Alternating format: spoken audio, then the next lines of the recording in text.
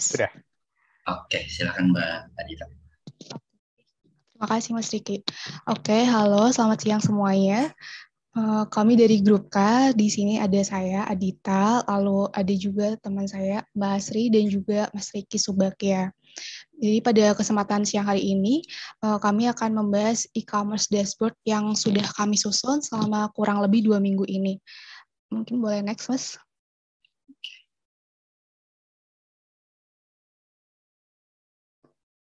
Oke, jadi yang pertama kami meng-capture problem yang dihadapi oleh perusahaan. Nah, perusahaan ini itu perlu memantau kondisi perusahaan dan juga perlu monitoring data dari berbagai departemen, di mana departemennya ini ada 3 ya, yaitu yang pertama sales, yang kedua marketing, dan yang ketiga ini business development. Nah, data dari berbagai departemen ini diperlukan untuk membuat data-driven decision yang lebih akurat. Nah, tapi permasalahannya di sini belum ada platform yang memprovide data-data tersebut. Oke, boleh next. Jadi di sini kami menawarkan solusi untuk melakukan penyusunan dashboard data yang bisa digunakan untuk monitoring data, di mana dari data-data tersebut diharapkan bisa didapat insight untuk improve sales, marketing, dan juga business development ke depannya. Nah, nanti di dashboard ini akan ada masing-masing KPI dari masing-masing departemen tersebut. Oke, next. Selanjutnya, di sini ada 4 persona ya, sesuai dengan dashboard kami yang akan dibagi jadi 4 page. Yang pertama ini adalah dashboard C-level, di mana datanya ini tidak akan terlalu detail, karena sifatnya lebih bird view. Jadi C-level ini memantau kondisi perusahaan dari atas. Di dashboard C-level ini akan membantu mereka untuk monitoring KPI. Contohnya seperti total order atau net buyer growth rate atau conversion rate dan lain-lain. Jadi dari sini mereka akan lebih mudah untuk menentukan prioritas keputusan apa saja yang akan diambil oleh perusahaan. Selanjutnya yang kedua ini ada dashboard sales team. Nah, di sini akan lebih deep dive lagi ke data sales. Jadi dashboard sales ini akan membantu tim sales untuk mengetahui gambaran lengkap dari revenue stream e-commerce-nya. Selanjutnya untuk dashboard yang page ketiga ini ada dashboard marketing team. Nah, di dashboard yang page ini akan berisi RFM segmentation dan juga demografi dari customer e-commerce-nya. Dari data ini diharapkan bisa membantu marketing team untuk melakukan campaign yang lebih efektif karena bisa lebih sesuai dengan segmentasi dan juga demografi dari customer-nya. Selanjutnya untuk page yang terakhir ini ada page dashboard untuk business development team. Nah, di dashboard ini akan berisi hasil dari eksperimen A/B testing yang dilakukan terhadap perubahan landing page-nya. Jadi ini akan membantu business development team untuk mengetahui landing page mana yang lebih efektif dan juga mana yang lebih engage dengan customer dari e-commerce tersebut. Oke, next. Selanjutnya untuk data pipeline, ini kami bagi menjadi 3 bagian besar ya. Yang pertama itu untuk ekstrak data, nanti outputnya itu berupa CSV file. Selanjutnya dilakukan wrangling data dengan tools-nya itu ada Python. Di sini dilakukan cleaning data dan juga merge data.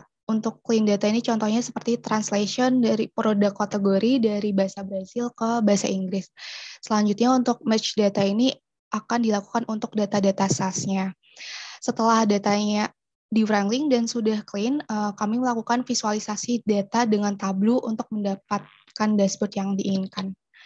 Oke, selanjutnya mungkin bisa dibantu Mas Riki. Terima kasih. Oke, baik. Terima kasih Mbak Dita sebelumnya. Selanjutnya tahapannya adalah melakukan data wrangling. Di sini kami hanya menyajikan gambaran besarnya aja ya. Nanti mungkin detailnya bakal diupload ke GitHub.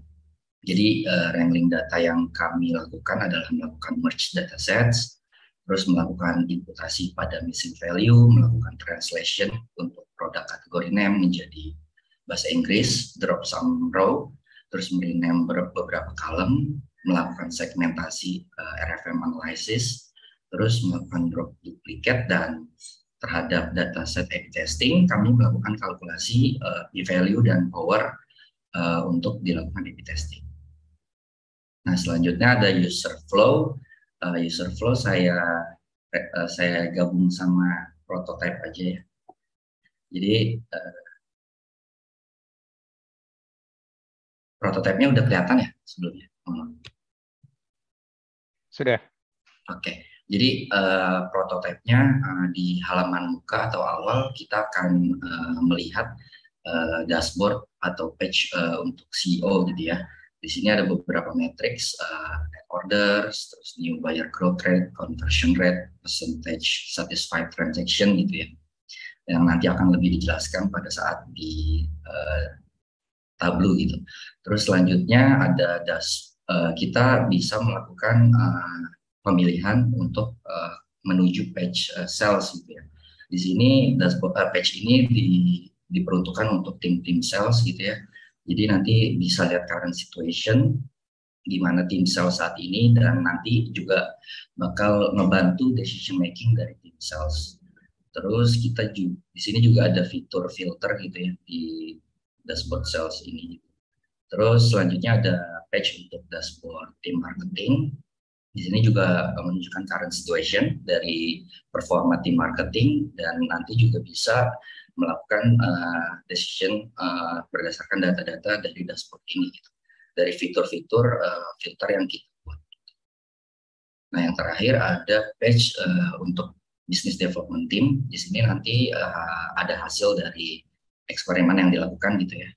Yang lengkapnya nanti akan dijelaskan pada saat penjelasan terkait dashboard. Oke, selanjutnya dashboard. Dashboardnya kurang lebih sama dengan prototipenya dari yang Figma tadi. Jadi di halaman muka ini diperuntukkan untuk CEO gitu ya. Di sini ada net orders. Apa sih net orders? Jadi net orders itu adalah jumlah transaksi ya. Di sini kami exclude transaksi yang cancel dan unavailable. Jadi ini jadi kami sebutnya net orders. Kenapa net orders? Karena salah satu revenue stream e-commerce itu kan dari fee transaction. Jadi menurut kami net orders ini bisa nge-generate revenue si perusahaan e-commerce ini. Dan di sini ada angka gitu ya, net orders year to date gitu ya, currently gitu di angka 53.171 sekian dengan growth rate net order year on year 20,82%. Dan di sini kami kasih tooltip yang interaktif ya. Jadi misalnya CEO punya expected net order gitu ya di 1 tahun. Jadi kami di sini misalkan expectednya di angka 2.000. Jadi di sini ada alert gitu kalau net order kita itu lower than expected gitu. Jadi CEO itu bisa aware untuk ke tim sales untuk growth salesnya gitu. Dan di bawah sini ada line chart net orders quarterly gitu ya. Terlihat secara jangka panjang ini ada increase gitu ya. Cuman di minor trend ini di mulai tahun 2018 Q1 sampai dengan Q3 2018 ini ada penurunan. Di sini juga CEO bisa discuss sama tim sales gitu ya, gimana di sisa kuartal 4 2018 ini untuk increase sales mereka. Selanjutnya ada new buyer growth rate. New buyer growth rate itu di tahun tersebut itu berapa sih transaction yang dilakukan oleh new buyer gitu. Jadi di sini angkanya ada di 20,31% dengan angka new buyer 51.300 sekian. Terlihat di sini di bawahnya ada stack bar chart gitu ya, karena perusahaan ini mulai 2016.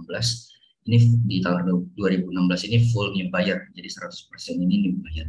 Dan 2017 ini new buyer masih komposisinya masih mendominasi ya di angka 99,99%, dan repeat buyernya ada di 0,01%. Di 2018 new buyer-nya juga masih besar 98% dan repeat bayarnya di 1,26%. Nah, ini mungkin CEO juga bisa kayak ini kan early stage misalnya gitu ya. Oh emang kita lagi nyari new buyer gitu. Tapi memang in the long term gitu ya, mungkin angka dari repeat buyer itu harusnya bisa dimetan jauh lebih baik gitu. Selanjutnya ada conversion rate. Ini adalah current situation atau performa dari tim marketing. Jadi berapa jumlah pembelian dibandingkan total visit suatu website gitu ya, di angka 76%. Di bawahnya masih untuk tim marketing. Ini jadi perusahaan ini ada punya 5 campaign gitu ya. Mana sih campaign yang paling efektif saat ini gitu ya, yang acceptance rate-nya tertinggi, yaitu si CEO bisa lihat di campaign 4. Dan CEO juga bisa misalnya, oh ini campaign gue jauh banget nih dari yang lain. Misalnya bisa untuk decide untuk stop untuk campaign gue tersebut gitu. Selanjutnya ada percentage satisfied transaction, di sini di angka 75%. Jadi kami mengkategorikan transaksi yang review skornya di atas 3 dan success transaction gitu ya. Itu sebagai percentage satisfied transaction itu ada di 75% dari total net order gitu. Nah, selanjutnya ada dashboard untuk tim sales.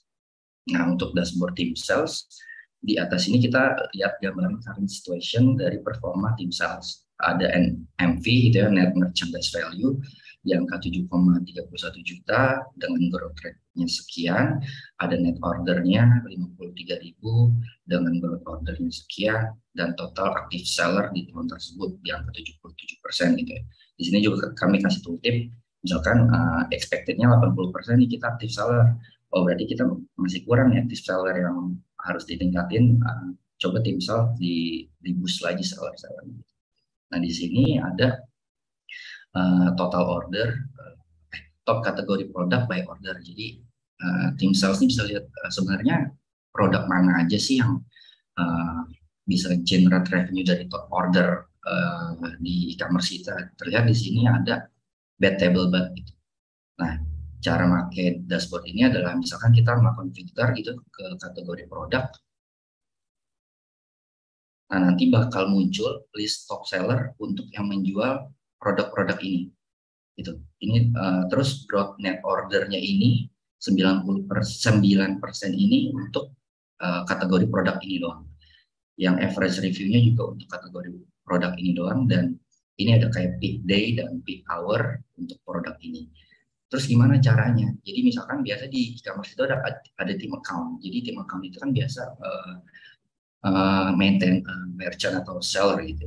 Jadi tim sales itu bisa propose gitu ke seller. Misalkan top seller untuk get table ini si 4A ini top sellernya.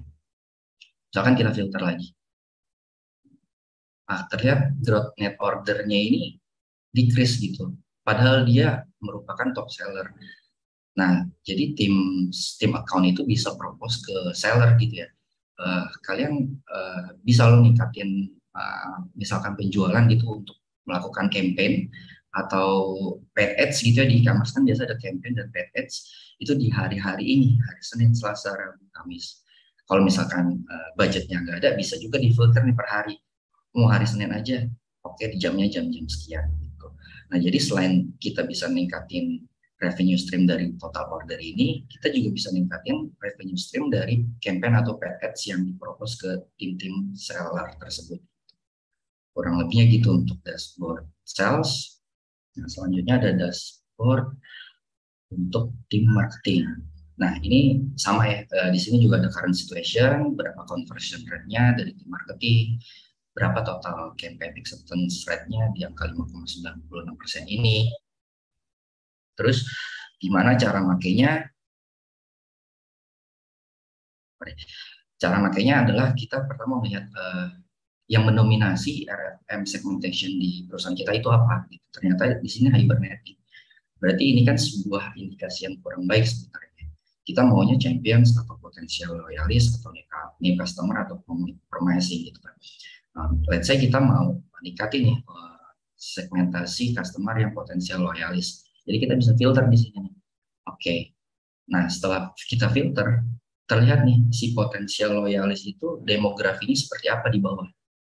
Berdasarkan age group, berdasarkan education, berdasarkan income, dan berdasarkan marital status. Nah, setelah itu kita juga bisa filter, oh si potensial loyalis nih age groupnya yang mendominasi adult ini. Kita filter, educationnya mendominasi graduation, kita filter, terus income groupnya yang mendominasi itu middle income, kita filter, terus marital statusnya yang mendominasi itu merit, kita filter.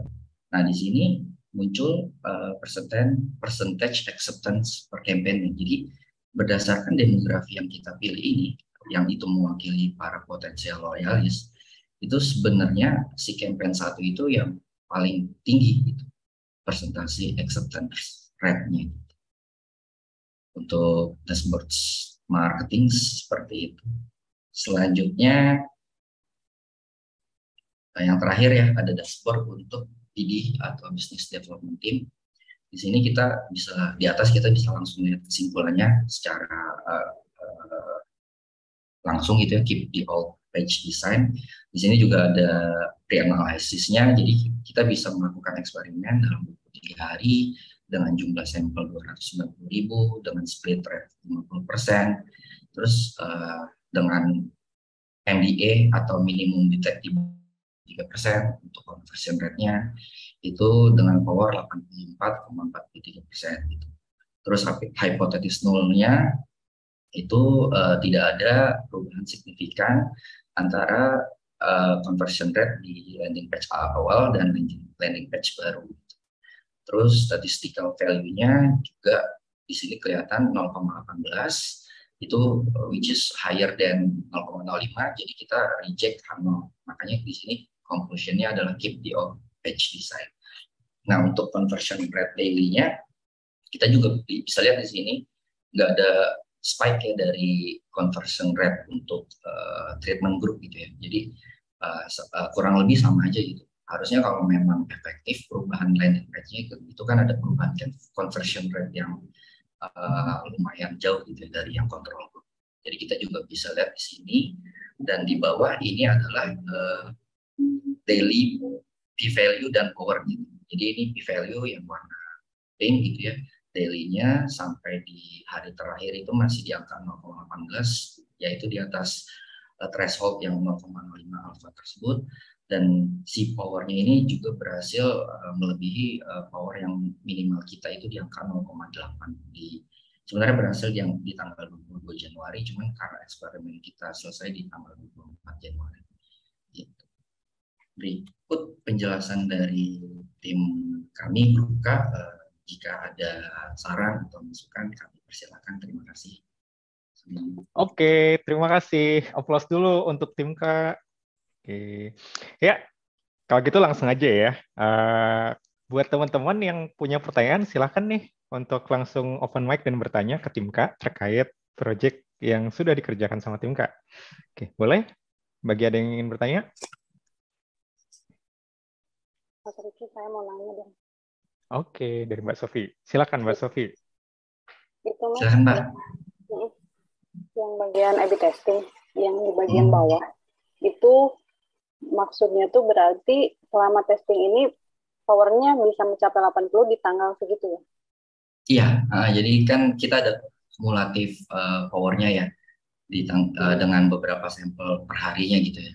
Jadi sebenarnya di tanggal ini tuh kita udah bisa lihat sebenarnya powernya itu udah cukup di atas 0,8 gitu. Tapi relatif efek yang yang terdeteksinya dilihatin nggak di sini? Relative effect-nya udah ditentuin di awal Mbak di pre-analysis. Jadi di sini kita minimal ada perubahan 3% tuh dari conversion rate. Kalau memang hypothesis null-nya di reject. Tapi kita gagal mereject hypothesis null itu. Oh iya ya. Oke. Kasih Mas. Baik Mbak, sama-sama. Oke, thank you Mbak Sofi untuk pertanyaannya.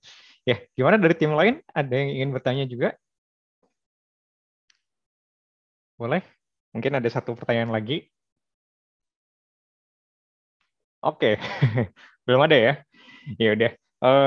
Kalau belum ada, mungkin aku kasih rekomendasi ya buat tim K ini. Nah, pertama yang dari slide-nya itu Mas Riki ya, sama teman-teman yang lain.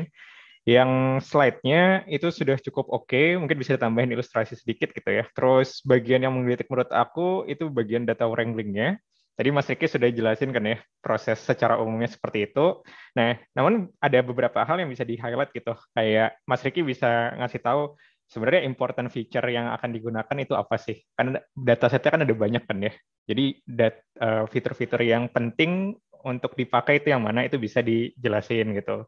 Terus bisa juga dijelasin catatan terkait proses agregasi yang nanti bisa digunakan. Kalau yang dilihat dari sini kan tadi ya, untuk mengagregasi kumpulan data rata-rata pakai min kan gitu ya. Nah, cuman kan pengambilan kayak gitu belum tentu juga pakai min ya. Kalau datanya skewed, itu kita lebih condong pakai median gitu ya. Nah, seperti itu. Hal-hal tersebut itu juga bisa ditampilkan sehingga orang tahu kondisi datanya gitu ya di awal gitu. Nah, oke, paling itu terus sisanya sudah cukup oke. Dari dashboardnya sudah bagus, konsisten juga ini ya, apa dari sisi UI UX-nya, oke, clean juga, jadi mantap. Nah, paling ini sih.